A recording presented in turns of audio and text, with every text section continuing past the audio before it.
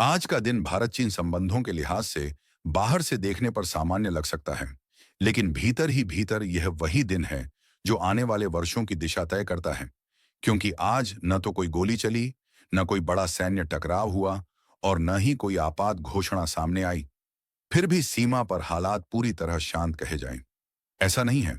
पूर्वी लद्दाख से लेकर अरुणाचल प्रदेश तक भारतीय सेना अपनी पूरी सतर्कता के साथ तैनात रही। पेट्रोलिंग सामान्य रूप से जारी रही, निगरानी उपकरण सक्रिय रहे और हर गतिविधि पर बारीकी से नजर रखी गई। जबकि दूसरी ओर चीनी सेना भी अपनी स्थिति पर जमी रही और किसी बड़े पीछे हटने या डील के संकेत नहीं दिखे। दिल्ली में दिन की शुरुआत रक्षा और विदेश मंत्रालय की नियमित बैठकों से हुई, जहां सीमा से आने वाली रिपोर्टों की समीक्षा की गई और यह निष्कर्ष निकला कि हालात नियंत्रण में तो हैं, लेकिन भरोसे की स्थिति अभी भी नाजुक बनी हुई है।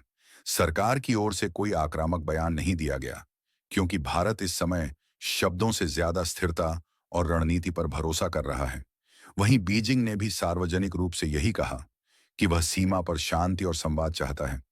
लेकिन उसके इन बयानों के साथ जमीन पर सैन्य ढांचे की मौजूदगी यह साफ संकेत देती है कि चीन दबाव की नीति को पूरी तरह छोड़ने के मूड में नहीं है। आज का दिन इसी विरोधाभास को दिखाता है, जहां कूटनीति में नरमी और सीमा पर कठोर सतर्कता साथ साथ चल रही है। सीमा पर तैनात जवानों के लिए आज का दिन भी पिछले कई दिनों जैसा ही रहा, जहां मौसम, ऊंचाई और लगातार चौकसी सबसे बड़ी चुनौती बनी रही और हर सैनिक यह जानता है कि एक छोटी सी चूक भी हालात बदल सकती है। विशेषज्ञों का कहना है कि आज की सबसे बड़ी खबर यही है कि कुछ नहीं हुआ, क्योंकि ऐसे तनावपूर्ण माहौल में शांति बनाए रखना अपने आप में एक रणनीतिक सफलता होती है।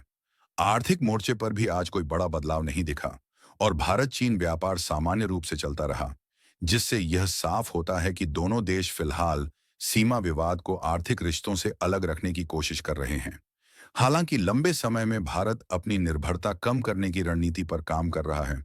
आज सोशल मीडिया और आम जनता के बीच भी माहौल अपेक्षाकृत शांत रहा और ज्यादातर लोगों की सोच यही दिखी कि युद्ध से बेहतर है स्थिरता, क्योंकि पिछले कुछ वर्षों में जनता भी समझने लगी है कि आधुनिक दौर में युद्ध सिर्फ सीमा पर नहीं, बल्कि अर्थव्यवस्था, रोजगार और